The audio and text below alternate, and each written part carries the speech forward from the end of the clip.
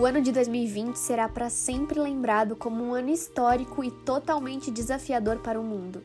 Em decorrência da pandemia da Covid-19, mudaram-se os hábitos, medidas como a de lavar as mãos com mais frequência, utilizar álcool em gel e usar máscara em lugares públicos se tornaram rotineiras no dia a dia da população em busca da prevenção ao contágio do novo coronavírus.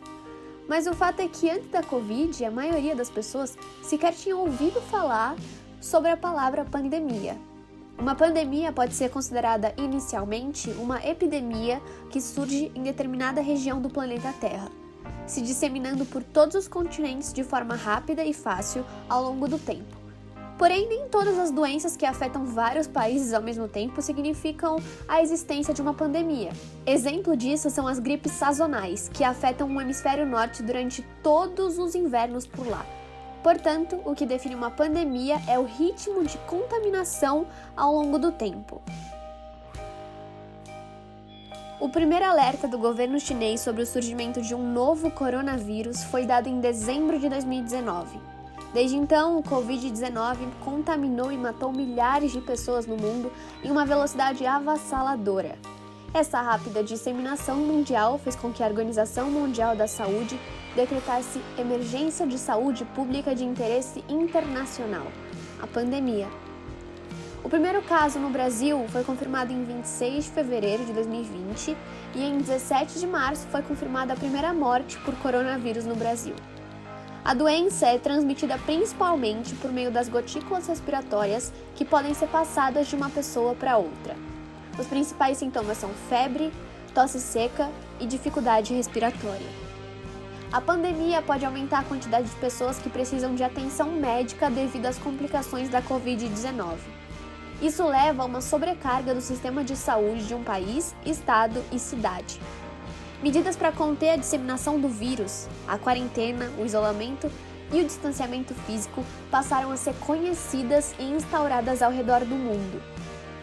A quarentena é uma medida administrativa feita pelas autoridades que restringem todas as atividades dos estabelecimentos não essenciais. É indicada para pessoas que tiveram contato com casos suspeitos ou confirmados de Covid-19, já que podem estar infectadas e não apresentarem sintomas. O isolamento serve para o afastamento de pessoas que já estão confirmadas como infectadas pelo vírus. Já o distanciamento físico nada mais é que o afastamento entre as pessoas, que mesmo sem apresentar os sintomas ou não terem contato com pessoas contaminadas, acabam por ficar em suas casas com as pessoas que ali também moram e a partir disso não mantêm contato físico com outras pessoas fora do seu convívio do lar, mantendo apenas contato virtual. Dessa forma, esse último conceito moldará a discussão no decorrer da explicação sobre o desrespeito ao distanciamento físico quando o indivíduo tem poder de escolha. A pandemia trouxe muitos dilemas éticos para a sociedade. Alguns deles são: visando salvar vidas e a economia, como ter equilíbrio entre a quarentena e manter a economia funcionando? Esse dilema, por exemplo, é moralmente complexo de solucionar. Mas nesse caso, em última instância, o Estado deve garantir soluções que evitem uma crise econômica no país, ao mesmo tempo que asseguram proteção às vidas. Mas e no caso do distanciamento físico, quando a pessoa pode escolher ficar em casa ou não? Qual a relação entre distanciamento físico e a ética em tempos pandêmicos? É extremamente importante que o coletivo de pessoas que possuem condições socioeconômicas favoráveis tenha consciência ética e se cuidem, porque cuidando de si, também estarão cuidando dos outros.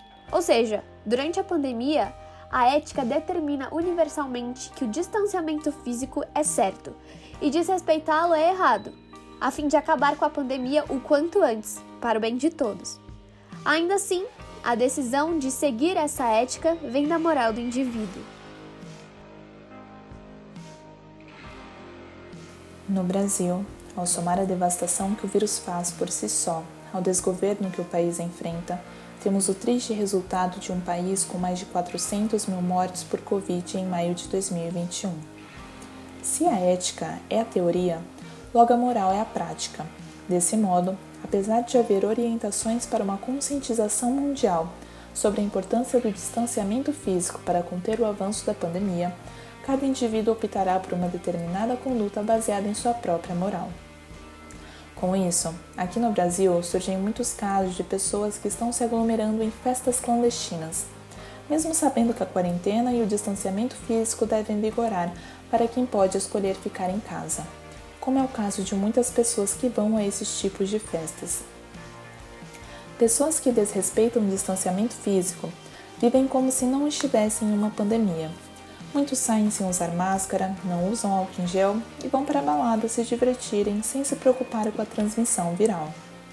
Para justificarem sua irresponsabilidade, é comum ouvir desses indivíduos falas como: assim como na festa tem aglomeração e falta de distanciamento, no transporte público também tem, então por que eu deixaria de ir à festa? A utilização do transporte público é a única alternativa de muitos cidadãos brasileiros para chegarem ao trabalho. Sendo assim, utilizam por necessidade financeira para garantir a sobrevivência. Quem deve se comprometer em mudar a situação do transporte público é o governo da cidade. Já no caso de ir às festas clandestinas, é uma escolha feita pelo indivíduo, não uma necessidade financeira e de sobrevivência, como ir trabalhar.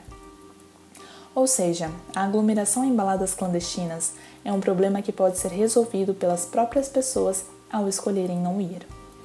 Em termos de evolução, nosso corpo não estava preparado para aguentar essa pressão de quarentena por meses seguidos.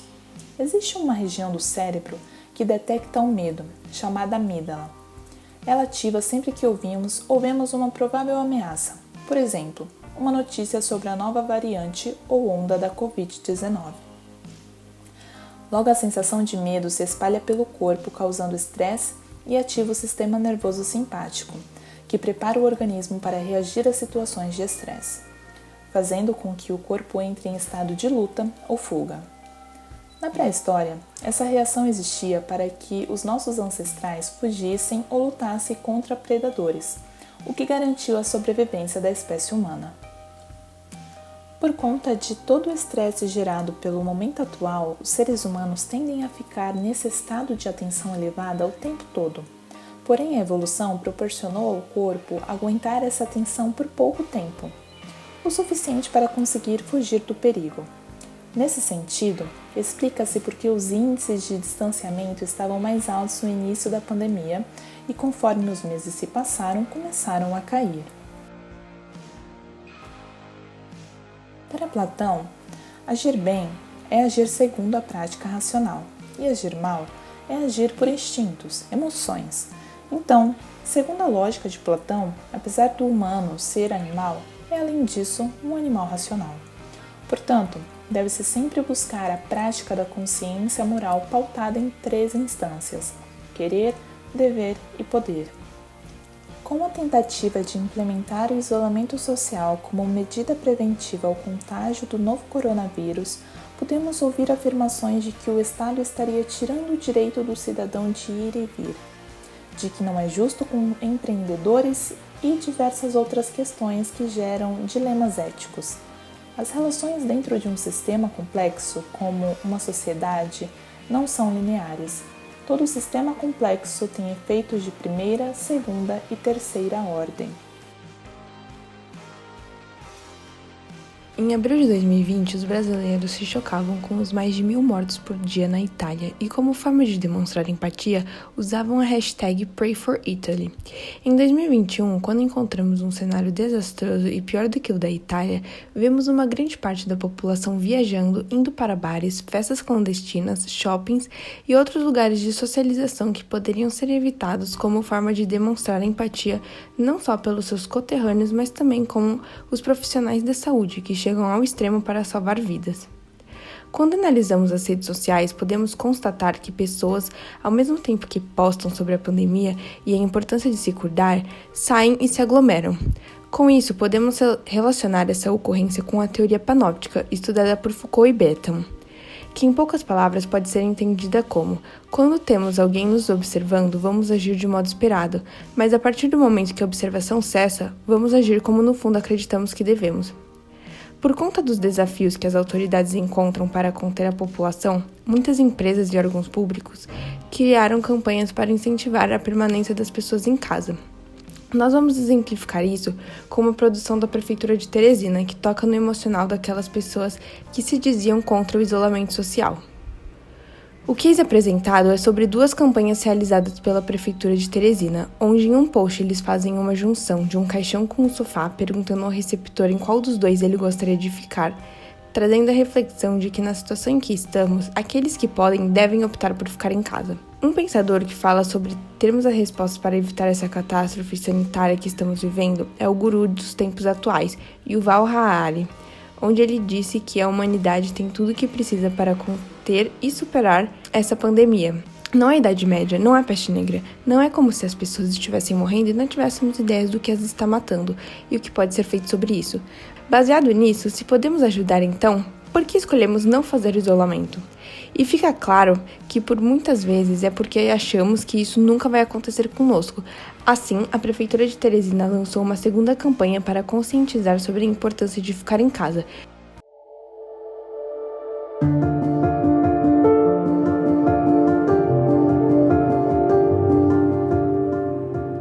Na sua opinião, o que é pior, o isolamento social ou o coronavírus? Isolamento social tem feito com que a nossa economia pare, então é muito complicado. Eu, como empresário, não consigo visualizar esse cenário daqui a 2, 3 meses.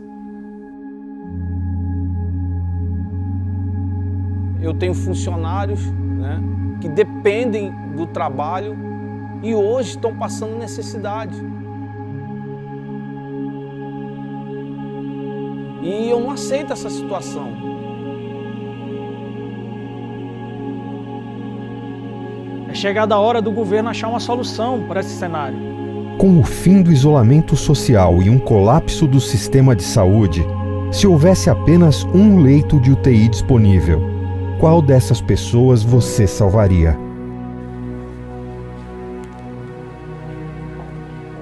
Não, como assim? Minha família? Não tem como escolher. Porque são pessoas que eu amo.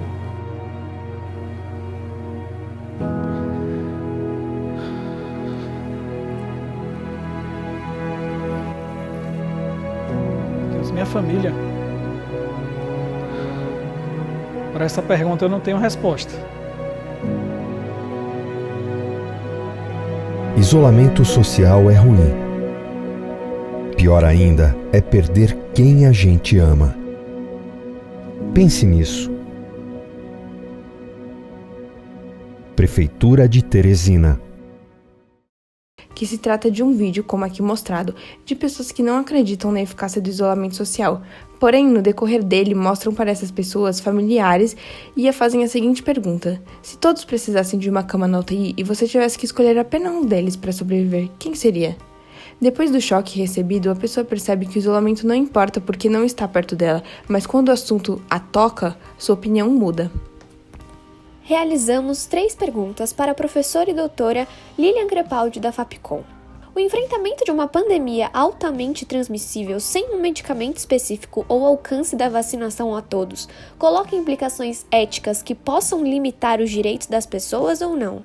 Bom, acho que os meus direitos individuais jamais devem se sobrepor aos direitos da coletividade. E no caso, os direitos da coletividade aqui, numa pandemia, é a vida, né? Então, o meu direito de ir e vir, o meu direito de sair, de ser feliz, né, de ter saúde mental, não deve se sobrepor ao direito de todo mundo de poder viver. Simples assim. Se eu tiver e puder continuar em casa e seguir continuando em casa para as pessoas que não tiverem essa oportunidade puderem manter sua vida, eu vou seguir e continuar em casa. A catástrofe da saúde ou a situação sem precedentes de confinamento que estamos enfrentando atualmente? Qual você acha que é a mais impressionante? Acredito que a catástrofe da saúde, inclusive o colapso da saúde, no nosso caso aqui no Brasil, realmente é uma situação muito pior que o confinamento. O confinamento, claro que gera prejuízo na saúde mental, gera prejuízos econômicos, prejuízos políticos, sociais, mas nada é comparado com a catástrofe na saúde de todos nós e a perda de aproximadamente, vamos chegar a quase 500 mil de brasileiros. E por fim, Em meio à pandemia, quais são as prioridades individuais e sociais? O que deve ser feito primeiramente agindo de forma ética, na sua opinião? Em relação à terceira pergunta, acho que a primeira medida tem que ser vacinação para todos de forma igualitária, né, da forma mais justa possível. Isso não foi feito no momento que deveria ter sido feito, agora estamos super atrasados, cada vez mais vidas sendo perdidas, né, quase 500 mil de brasileiros, e contando cada vez mais as medidas também de distanciamento, de preservação da vida, né, álcool, máscara não sendo utilizadas de forma correta, enfim, as pessoas não ficando em casas. Isso é uma medida apenas de políticas públicas, cada um não está fazendo a sua parte, mas enfim, a primeira questão deveria ter sido incentivo à pesquisa, né, à ciência, e estamos pagando por isso, vamos continuar pagando ainda por muitos anos, centenas de anos. Numa reportagem para a revista Veja, Karnal e Cortella refletem o seguinte: Karnal: uma epidemia revela nossas desigualdades e nossas escolhas. Se esse é um vírus mundial, nós devemos lembrar que no Brasil temos crianças morrendo de diarreia, e isso não é uma questão moral da diarreia. É uma questão moral nossa, que permitimos que uma doença que não é fatal se torne fatal para crianças. O vírus não é moral, ele tem lógica. Não é religioso, não é vingativo, não está estressado e não diz vou atacar aquele porque aquele grita muito. Essa é uma leitura de sentido totalmente não científica. Porém, no momento que ocorre uma doença, ela revela escolhas, e essas escolhas são morais. Ou seja, que haja no Brasil gente morrendo por doenças que têm tratamento e gente que não pode fazer isolamento porque vive num espaço apertado em comunidades, isso é moral, e não o vírus. O vírus vai atacar quem estiver com a imunidade baixa e não tomar as medidas claras a esse respeito. Mas as escolhas sociais históricas que fizemos estão revelando algo que, para mim, é o mais trágico dessa epidemia. Criamos uma desigualdade tão brutal no Brasil que até a morte é desigual. Há pessoas que não podem fazer quarentena porque não têm R$10 para chegar no dia seguinte e nem comida no refrigerador. Isso é moral e algo para se pensar. Eu não tenho nenhuma raiva do vírus, da bactéria. Tenho raiva da gente. Todos somos culpados pela sociedade que construímos. Cortella: Descartes introduz na filosofia uma conversa que é muito apropriada para os tempos atuais, que é a ideia da dúvida metódica. Não duvidar por duvidar, mas duvidar com organização, com disciplina, com método. Uma dúvida para construir certezas. Nós estamos vivendo tempos de certezas muito cristalizadas, em que quem tem uma posição dificilmente consegue admitir que essa posição possa ser colocada em xeque. Portanto, a ausência da dúvida metódica. Precisamos da reintrodução da dúvida metódica, da capacidade de perceber: será que nós estamos vivendo do modo mais correto coletivamente? Será que a nossa injustiça de partilha da economia de bens numa sociedade está no caminho correto? Será que eu consigo lidar com isso? Com um momento transitório ou uma lição que a gente retoma mais adiante e reinventa nosso modo de ser? Até o título do livro traduz uma dúvida metódica. Viver, a que se destina? Quando nós nos dedicamos a pensar um pouco a questão em forma de diálogo e de livros, ela é metodicamente colocada. Em meio a tantas incertezas, tantos questionamentos sem respostas, a tantos medos e vítimas, deve-se haver um esforço coletivo para que tudo passe o mais rápido possível. Então, se você pode ficar em casa e ter a chance de chamar a atenção dos seus amigos e familiares que estão se aglomerando e podem decidir sobre isso, faça, pois só assim venceremos o coronavírus. Obrigada.